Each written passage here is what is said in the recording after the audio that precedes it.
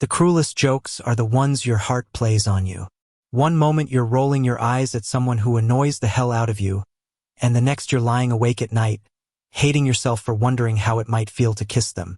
That's exactly where I found myself with Ryan Mitchell, the boy who sat 2 rows behind me in American literature and managed to make every professor's lecture feel like a bad sitcom with his sarcastic remarks.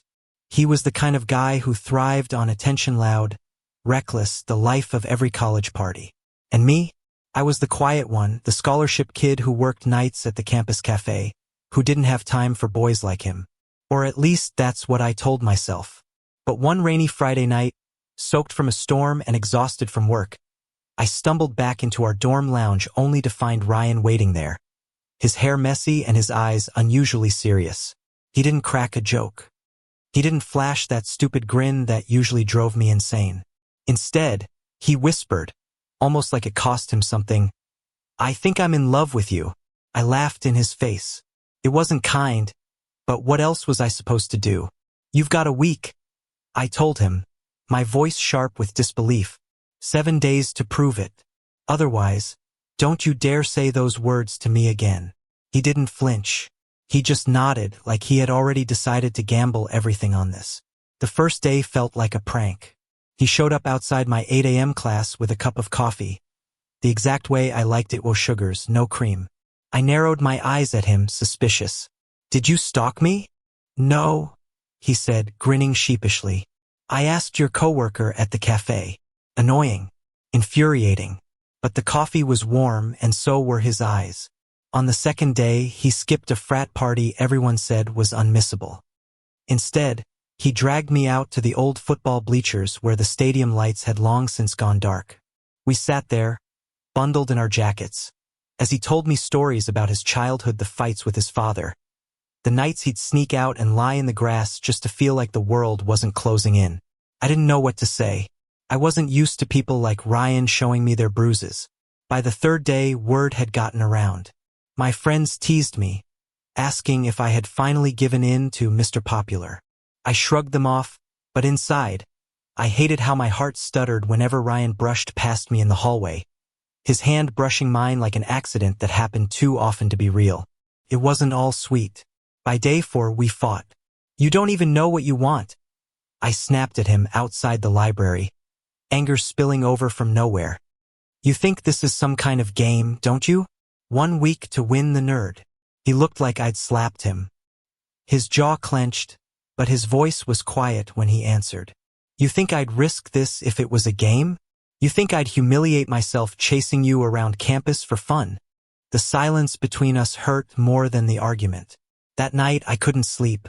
I stared at the ceiling, replaying his words, remembering the way his voice cracked when he said, "risk."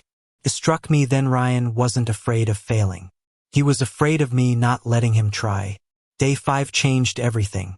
He found me after my shift at the cafe, my apron still smelling of espresso and sugar. "Come with me," he said, breathless like he'd been running. We ended up at the river just outside town, the water catching the glow of the city lights. He didn't touch me, not at first. He just stood there, shoulders tense, eyes locked on mine like the truth had been clawing at him for years. "When I said I loved you," he murmured, "I didn't mean I wanted to play boyfriend for a week. I meant I can't stop thinking about you. I meant you make everything else feel small. I meant that I've been terrified of this because if you don't want me, I don't know how to want anything else." My throat closed up. No one had ever said something like that to me, not with that kind of naked honesty. And for the first time, I didn't see the cocky party boy everyone else saw. I saw the boy who had been aching for someone to believe him. By day 6, the walls I had built around myself were crumbling. We studied together in the library, his knee brushing mine under the table. Every accidental touch sent fire rushing through me. He made me laugh so hard I got shushed by the librarian, and when his hand lingered just a second too long on mine, I didn't pull away. And yet, fear lingered. Was I really ready to trust him? To believe this wasn't just some fleeting thrill for him? I didn't have the answer. Not yet. Day 7 arrived like a storm. I woke up restless, torn between the safety of pushing him away and the terrifying possibility of letting him in. He was waiting for me outside my dorm, his smile nervous, a bouquet of wildflowers in his hands. Not roses, not something he bought last minute. Wildflowers he must have picked himself from the edge of campus. He held them out like an offering. "This is it," he said softly. "The end of your 7 days. But for me, it's the beginning of forever, if you'll let it be." My chest ached, my breath caught, and in that moment, I knew I had already chosen him long before this week was over. I didn't answer right away. My fingers shook as I took the flowers from him, pressing them to my chest as though they could shield me from the chaos inside my heart. "I don't know if I can trust this," I whispered, my voice breaking. "I don't know if I can trust you." Ryan's shoulders stiffened, and for a split second, I thought he'd give up. But then he took a small step closer, his hand trembling as he reached out and brushed a strand of hair from my forehead. His touch was careful, almost reverent. "You don't have to trust me all at once," he said, his eyes steady on mine.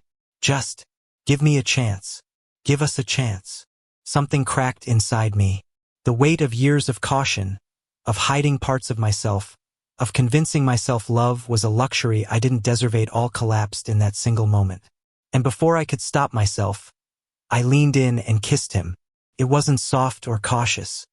It was desperate, raw, the kind of kiss you give when you've been starving and suddenly someone places a feast before you. His hands cupped my face like I was something fragile, but his lips moved against mine with the hunger of someone who had waited far too long. When we finally broke apart, both of us gasping for air, I whispered, "You idiot, you actually did it." He grinned, breathless. "Does that mean I win?" I laughed, tears spilling down my cheeks. "You don't win me, Ryan. You earn me, day after day, week after week, year after year." His expression softened into something so tender it nearly unraveled me. "Then I'll spend forever earning you." The weeks after that were not a fairy tale. We argued, sometimes fiercely. Ryan's wild, reckless energy clashed with my cautious, structured nature. He wanted to go out, I wanted to stay in. He wore his heart on his sleeve. I guarded mine with iron walls. But the thing about love, the kind that shakes you to your core, is that it doesn't demand perfection. It demands honesty. And for the first time in my life, I found myself daring to be honest. One night, as we lay on the grass outside the library, staring up at the stars, I confessed things I had never told anyone. How my parents had sent me away with nothing but a suitcase and a scholarship check because they couldn't handle the truth about who I was. How I had worked myself ragged just to prove I was worth something. How I had convinced myself I didn't need love. Ryan didn't say anything at first. He just laced his fingers through mine and held on tight, as if his silence could cradle me better than any words. Then, after a long moment, he whispered, "You don't have to prove anything to me. You're already worth everything." That night, I cried into his chest, and he held me until the world stopped spinning. Of course, college life had its shadows. Whispers followed us through the hallways. Rumors curled around us like smoke. Some people laughed, others sneered. A few even tried to tear us down. But Ryan, in all his reckless brilliance, refused to let it touch me. One afternoon, when a group of guys in the cafeteria made a crude joke about us, I froze, shame burning in my veins. But Ryan stood, his voice cutting sharp through the noise. "You wish you had what we have." Then he grabbed my hand, lifted it high, and walked me out of there like we were kings. I wanted to kill him for the spectacle, but secretly, I loved him more in that moment than I ever had before, because he wasn't ashamed. Not of me, not of us. The seasons shifted, autumn fading into the icy grip of winter. Our days became a rhythm: early morning coffees, late-night study sessions, stolen kisses in hallways. Sometimes it felt ordinary, and yet, every time his hand found mine, I felt the extraordinary all over again. The turning point came during winter break. Most students went home, but neither of us did. I couldn't afford the plane ticket, and Ryan couldn't stand the thought of going back to his father's house. So we stayed, just the two of us, in a campus that felt ghostly and empty. It was in that quiet that we truly found each other. No crowds, No noise, no rumors, just two boys learning how to love in the silence of winter. We cooked awful meals together in the dorm kitchen, laughed until we couldn't breathe, and huddled beneath one blanket watching movies on his laptop. But there were also softer, quieter moments, the kind that stitched themselves into my heart. Like the way he looked at me when I was reading, as though he couldn't believe I was real. Or the way he murmured my name in the dark, half asleep but clinging to me like I was his anchor. One night, snow fell thick against the windows, and the world outside looked like a blank page waiting to be written. We sat on the floor of my dorm room, candles flickering around us because the power had gone out. Ryan leaned his head against mine and whispered, "Do you ever think about forever?" I laughed softly. "Forever is a long time." "Yeah," he said, kissing the corner of my jaw. "But I'm not afraid of it. Not with you." I swallowed hard, my chest tightening. "You're not scared we'll fall apart? That this is just a phase?" He shook his head firmly. "No, because for the first time in my life I'm not pretending. I don't want anyone else. I don't even look at anyone else. You're it. You're my forever, whether you believe in it or not." His words settled over me like a blanket of warmth against the cold. And for the first time, I let myself believe. Months later, when spring returned and the campus bloomed with color, we walked hand in hand through the quad. People still stared, still whispered. But I didn't care anymore, because beside me was a boy who had turned 7 days into a lifetime, who had taught me that love wasn't something to fear but something to fight for. I squeezed his hand and whispered, "You did it. You proved it." Ryan turned to me, his smile dazzling, his eyes crinkling at the corners.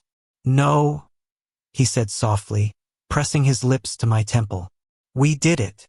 And for the first time in my life, I didn't feel like I was waiting for the other shoe to drop. I felt whole. I felt chosen. I felt loved. The boy who once annoyed me, who once seemed impossible, had become the place I called home. And as the sun dipped behind the horizon, painting the sky in shades of gold and pink, I knew with absolute certainty our story was only just beginning. Thank you for listening. If you find it interesting, please like and subscribe to follow the next stories.